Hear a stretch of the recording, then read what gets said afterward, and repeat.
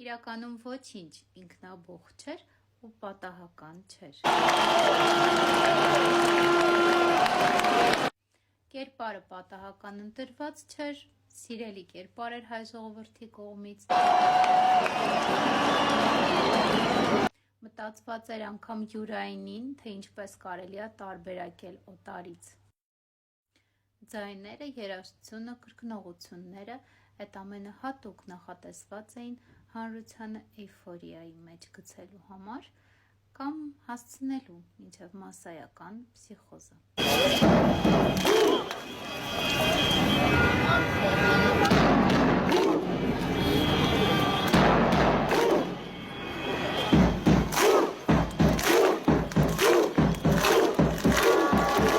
Ամբոխի կառավարման լավագույն տարբերակներից մեկը կրկնվող պարզունակ խոսքերը, որոնք որ հասանելի են ամբոխի գիտակցությանը, ինչպես նաև վանկարկումները,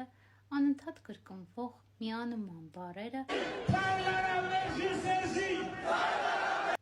հատուկ հոգեկան վիճակի մեջ գցող մարդկանց երաժշտությունը, ձայները և այսպես շարունակ, այնպես որ պլանավորված, ծրագրավորված էր ամենը, ոչինչ ինքնաբուխ չէր ու պատահական չէր։ Սա տարիների աշխատանք էր, ետնաբեմում կանգնած էին լավագույն հոգեբանները։ Կիրառվել էին ներազդման հոգեբանության բոլոր ամենաարդյունավետ գործիքները ու այնպես որ եթե օրերից մի օր, մի անգամ այդպես մտքովդ կանցնի խոսել են մասին, որ հա դե ինչ գիտություն ա, որ հոգեբանությունը, ես էլ կարամ հոգեբան լինեմ, հիշիր քեզ 2018-ին էյֆորիայի տակ ամբոխի մասնիկ դարձած քայլելիս։